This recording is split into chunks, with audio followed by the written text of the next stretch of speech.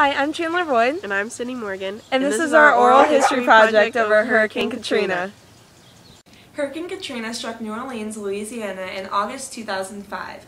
Due to the very low elevation of the city, many of the communities and businesses are below sea level, making the destruction even more detrimental.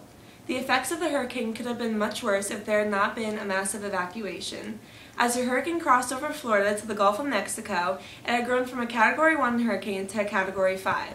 Katrina was not the most intense storm to hit, though. What made it so destructive was its size, extending 120 miles from the eye of the storm.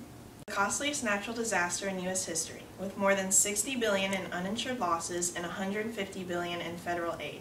Casualties range from 1,200 to 1,800 dead and at least 700 missing. There were waves as high as 30 feet that would travel hundreds of yards inland. 28 levees were breached, leaving 80% of the city under 10 feet of water.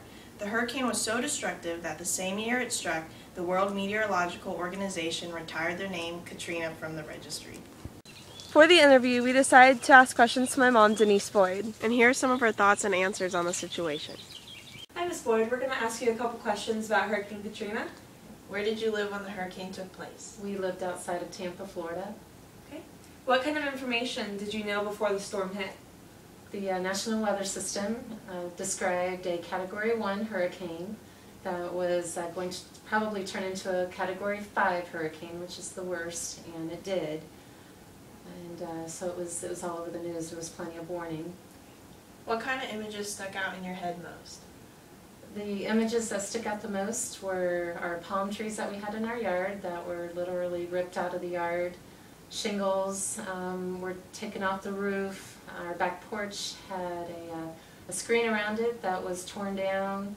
We were without electricity for 3 days, and school, of course, was out during that time too. Okay. How did the storm compare to your initial thoughts? It was worse than my initial thoughts. It was pretty scary, and having small children at that time, we were all definitely scared. How do you think people will view Hurricane Katrina 50 years from now? People that are from that area that was hit, I'm sure it will affect them forever and probably be the worst event that's happened in that area. Okay. And what is the most significant thing you can take from the hurricane? The most significant thing to take would be to always take the warnings seriously.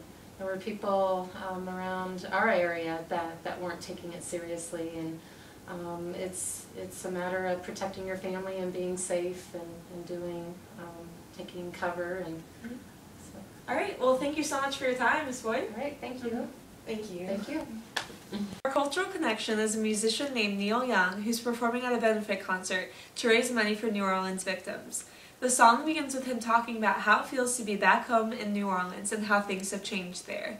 The relaxed tempo and soft vocals and acoustic sounds are trying to represent the feelings of those victims who were struck by the hurricane. Neil Young composes a calm, relieving song to soothe away the victims' pain. This performance was broadcasted nationwide to inform the rest of the U.S. the devastation that Hurricane Katrina brought. Some people today still do not realize the mass destruction and emotional feelings of pain that this Category 5 hurricane brought to its victims. This benefit concert was a way of showing support to these people and helping raise money along the way. Please welcome American music at its best, Neil Young and the Fisk Jubilee Singers.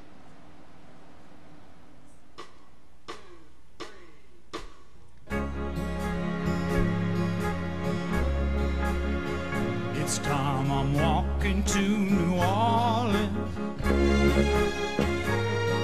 I'm walking to New Orleans.